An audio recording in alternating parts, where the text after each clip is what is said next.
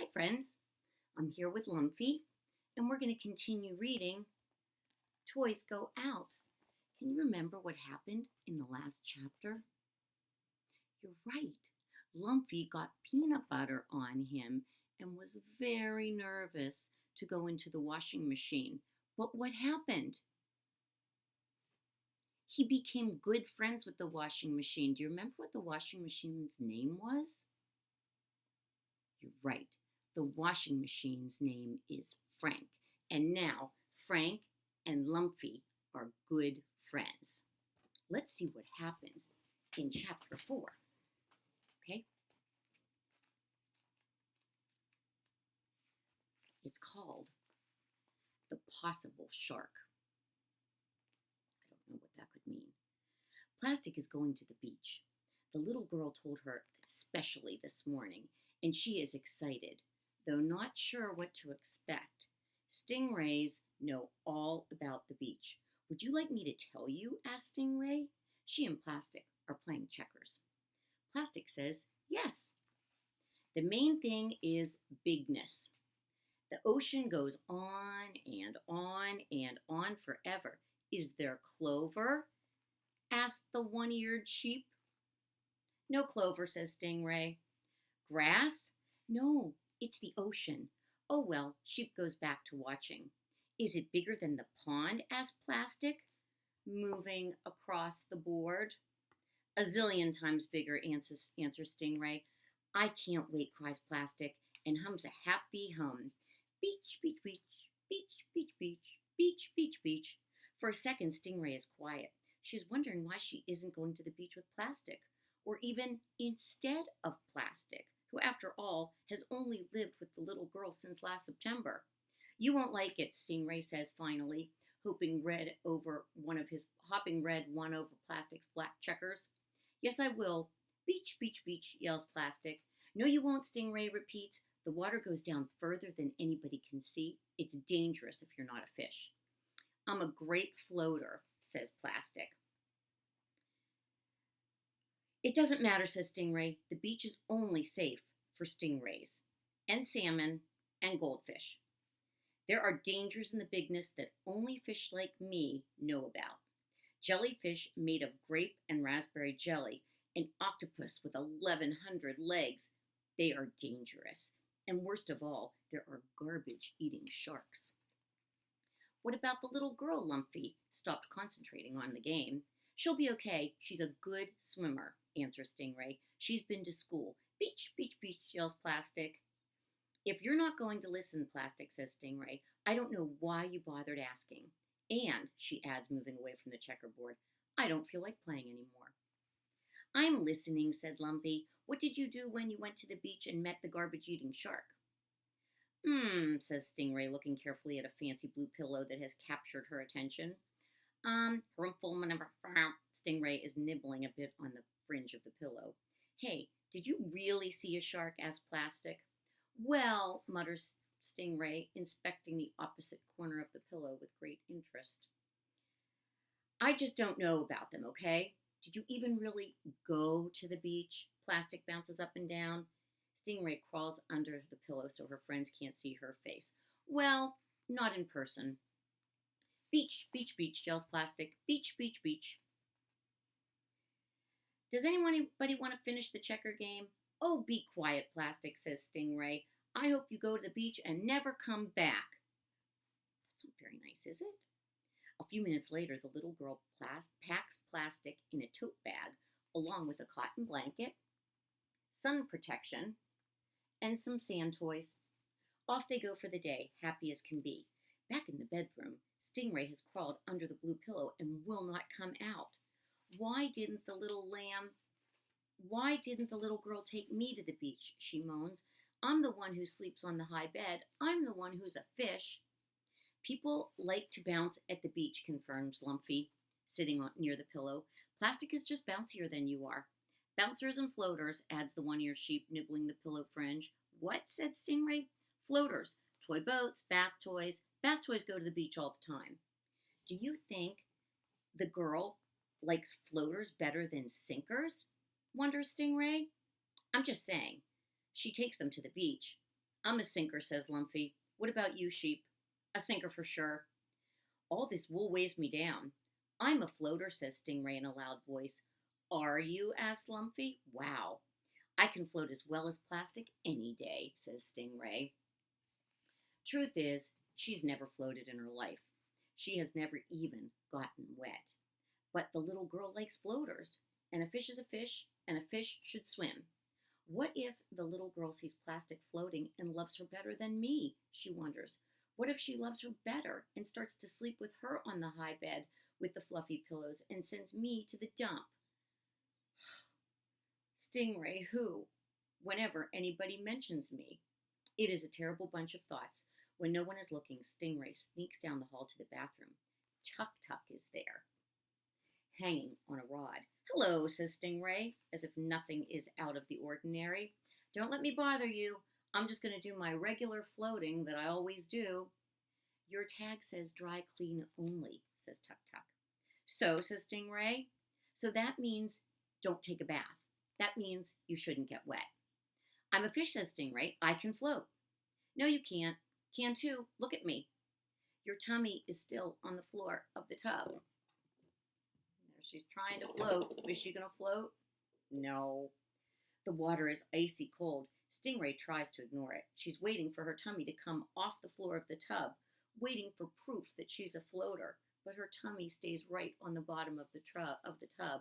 The water goes over her gills, then over her back. It goes over her eyes and covers the tip of her tail. Plastic rides in the trunk of the car where it is very hot. Then the car stops and she's lifted out. The air is fresh and salty. The ocean really does go on and on forever. Plastic can hardly keep from wiggling. She is so excited. The little girl and her parents get their beach blanket and cooler and umbrella all set up. They have paperback novels and a portable radio, too. The mother wears a baseball cap and a black bathing suit. She forces the little girl to put suntan lotion on, and the little girl starts whining. The father runs down to the water and back, yelling about how cold it is, and the girl drinks apple juice from a cardboard box.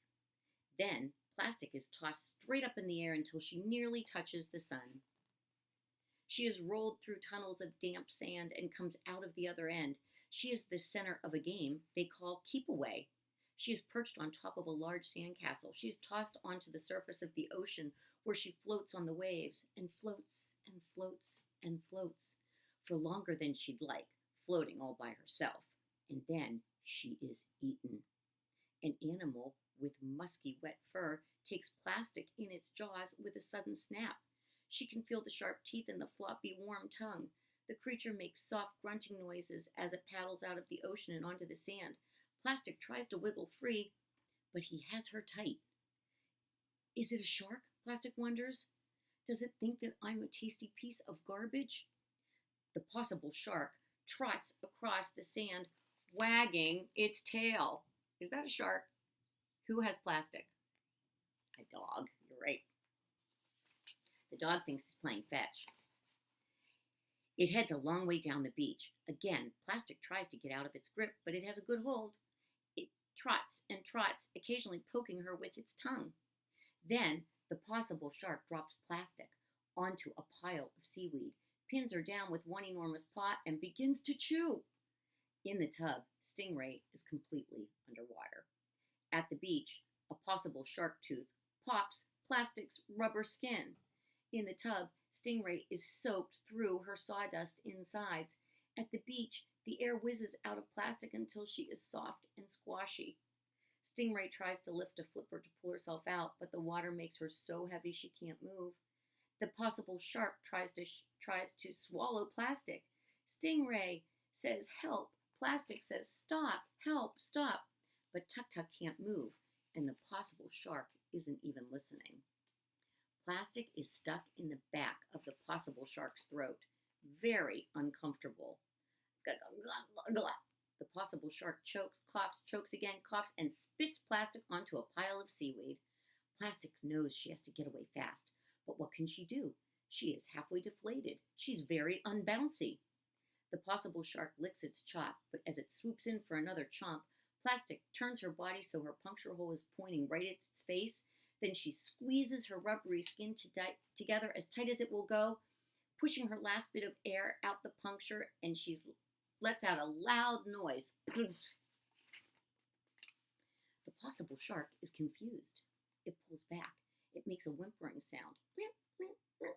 Then it trots away with its tail between its legs. Yippee, thinks Plastic. I can't stay here, though. It might come back and eat me later. The seaweed around her is gray-green and scraggly. There are clumps of it all over the beach, drifting in and out as the waves skim across the sand. Plastic checks to be sure no one is looking at her, then slips under a big piece.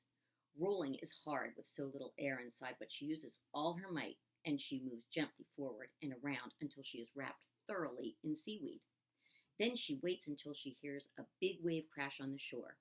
As the ocean water rushes toward her, Plastic rolls along the edge of the water, pretending that the wave has caught this unsuspecting and surprisingly round blob of seaweed, and merely happens to be pulling it along. With each crash of the breakers, Plastic rolls a bit further in the direction of the little girl and her family. Once, a wave really does catch her, and she bangs up hard against a big rock. Once, a small crab waves a mean-looking claw right in her direction. And once, a possible shark of a different nature, short legs, curly hair, sniffs her with frightening curiosity. With tremendous effort, Plastic keeps moving until she hears the little girl's voice. Then she slips out of her seaweed cover and bold-faced rolls back to the beach blanket as fast as she possibly can roll. Stingray is soaked through in the bathtub with cold water and so heavy she cannot move. From the bottom of the tub she hears a sound. Warble, glub, blub, blub. Fortunately, her eyes are on the top of her head, so she can see what's above her. Lumpy and the one-eared sheep are sitting on the edge of the tub. They're looking down in the tub. The rushing sound of the tap makes it impossible to make out what they are saying, and though she is glad to see them, Stingray can't think how they will rescue her, since both of them are sinkers. After hating her friend all day, she wishes Plastic were here. I was mean to her, thinks Stingray, and now she's gone to the beach and she might never return. I'm a sinker, and I'm a stinker too. And if I rot and drown and dissolve in this tub, it's probably what I deserve. Warble, glub, glub, warble, glub, glub. Stingray hears again, and then silence. Lumpy has turned off the tap. Blurb, blurb, swabble, wobble. He has pulled up the plug by its chain, and the water is running out. Stingray is humiliated. She almost wishes they hadn't found her. It is so embarrassing to be a soggy, plush sinker fish. And yet, she's very glad they did. When the tub is empty, Lumpy and Sheep jump in and pull Stingray out. She is soaked through. They yank Tuk Tuk down from the rod and wrap Stingray in the towel. Then Lumpy jumps up and down on both of them to squeeze out as much of the water as possible. Then he and Sheep hang Tuk Tuk back up and help Stingray to a nice sunny spot in the window of the bedroom where she can dry herself for the rest of the day. Stingray can barely mutter, thank you, but Lumpy and Sheep don't mind. They were being really good friends, weren't they? The little girl's mommy has industrial strength tape and a bicycle pump. When the family gets home from the beach, she brings Plastic down to the basement, tapes her puncture shut, and pumps her full of air. Plastic is carried upstairs to the bedroom, good as new, except for the small patch of clear tape covering the hole. She can sense it whenever she rolls, a slightly lumpy feeling, but she hopes no one will notice. It is excellent to have my bounce back. It will be excellent to see Lumpy. It will be excellent to see Sheep, and it will even be excellent to see Stingray, in spite of the mean things she said about hoping Plastic went to the beach and never come back. As soon as the girl's mommy puts her on the bedroom rug and heads back downstairs, Plastic starts singing a song she made up in the car on the way home. I'm a small ball, small ball, small ball, not a snowball, not a snowball, not a snowball, not a meatball, not a meatball, not a meatball, not an eyeball, not an eyeball, not an eyeball. I'm a small ball, I'm a small ball, I'm a small ball. But she stops after a while because nobody's listening. Lumpy, Sheep, and the toy mice are all cluttered around the rocking horse in the corner, discussing whether or not it would be safe to try to use a hairdryer on Stingray. Lumpy, cries Plastic, beach, beach, beach. How was it? Lumpy said. Yippee, cries Plastic. I floated and floated. Did you see fish? Sharks, says Plastic. With big long legs and waggly tails, they were running all over. Wow, Lumpy is impressed. Did the ocean go on forever? It went on forever and ever. Was it much bigger than the pond? A zillion times bigger. Then Plastic spots Stingray all damp on the windowsill. What happened? She whispers. She's so soggy. Lumpy explains about the tub. Poor Stingray. Plastic remembers how it felt without her bounce, how she could hardly roll, and how she didn't want anybody to know. She thinks about how Lumpy is not quite a real buffalo, and Stingray is not quite a real stingray, but how she is a real ball and can do all the stuff balls can do. She feels lucky. Did you know there are more than 1 million kind of stingray? Wonders Plastic in a loud voice, loud enough for Stingray to hear her all the way over by the window. I read it in the book. She's not telling the truth. There are water stingrays and dry clean only stingrays. Dry clean only ones are bigger and stronger and much better looking, and they live on land, and other animals look up to them because they know a lot of stuff. Which kind of stingray is ours, I wonder? Dry clean only, says Stingray in a small voice on the windowsill. It says so on my tag. I thought so, says Plastic, because you're awfully big and you know so much. There's a pause. It's nice to have you home, says Stingray. Really, said Plastic. Yes, says Stingray. It was very unbouncy around here without you. That's the end of chapter 4. So, let's talk about what happened. Yes, Stingray really wanted to go to the beach with the girl. And Plastic really wanted to go to the beach with the girl. And we know that Plastic can float. Balls are floaters. And Stingray found out that Stingray could not float because he went in the bathtub and tried. But his friends rescued him. Do you remember who rescued him? The one-eared sheep and Lumpy rescued him.